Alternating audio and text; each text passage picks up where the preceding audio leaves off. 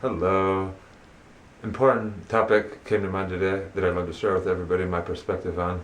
Uh, Super important, especially when you have a goal that you've been trying to reach and you just can't quite get there, or you can't quite get to the bottom of why you have these bad habits or patterns, and it seems like you're not really getting anywhere with them in life.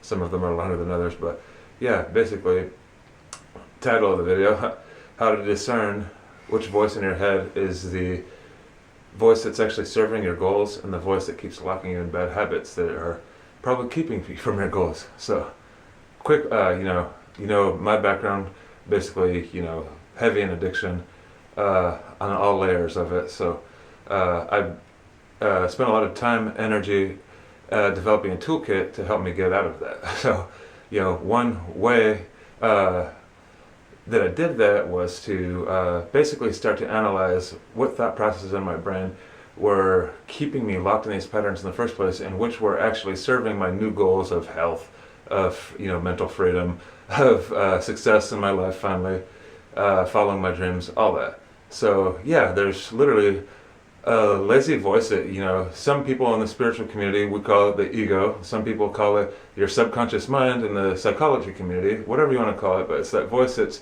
our lazy voice, basically, our voice that doesn't have our long-term best interest at hand.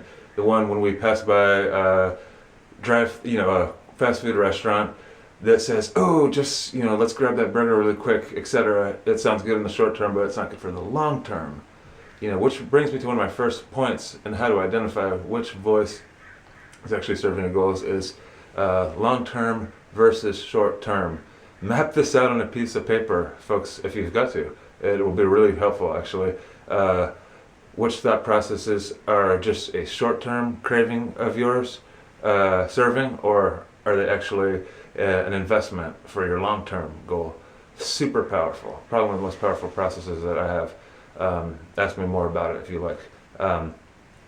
But yeah, basically, a lot of the habits are just comfort zones, really. We're investing our energy, our time, our money, really, in things that are just keeping us in loops and cycles, rather than our goals, which, sometimes you ask yourself, well, which voice is actually the true voice? Well, it's the one that's actually invested in your goal, not just in your short-term cravings. So really analyze that.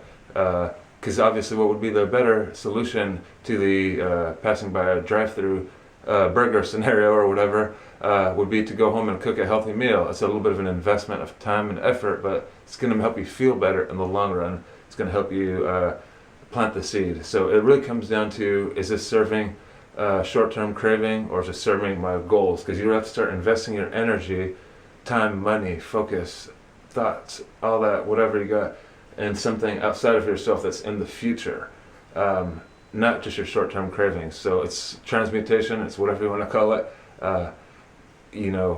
Doesn't really matter. It's basically of where you're focusing your attention and your energy.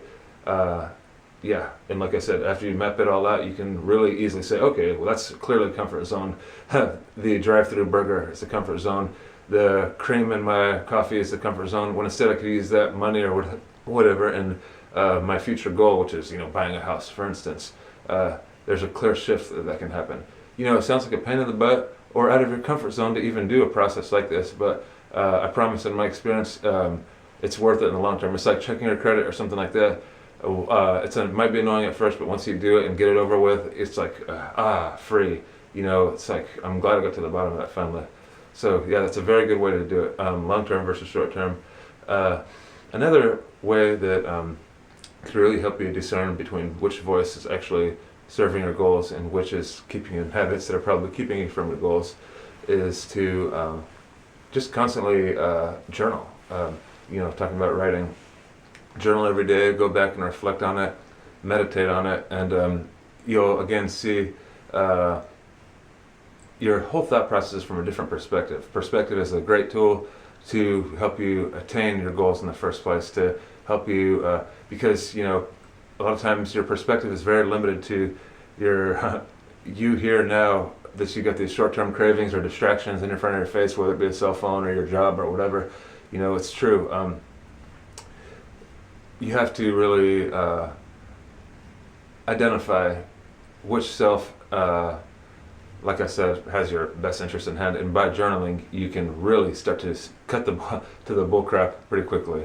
So yeah, it's another way. Meditation, I mentioned it. If I had a number 3, meditation is probably one of the most powerful tools that helped me along my journey, and really cut to the crap in my thought processes big time. So first of all, what it does is it helps you slow down the noise in the first place.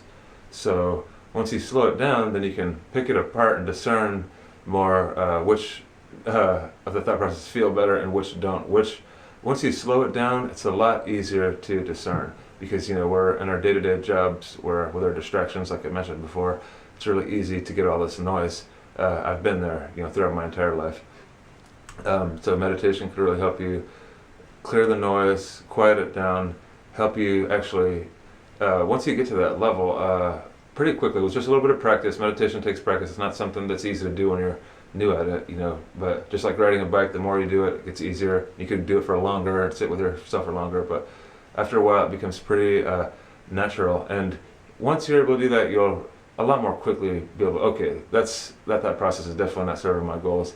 That one is. So first of all, as long as you have the intention to do this in the first place, to find which thoughts are serving and which aren't, etc., it's really going to help you enough, because I could talk about intention in a whole nother video for another time, but intention is really such a reference point every day, and I talk about this to my clients and my friends and everybody. It's sometimes we lose track of that, but it's like, why are you breathing today? Why are you doing what you're doing?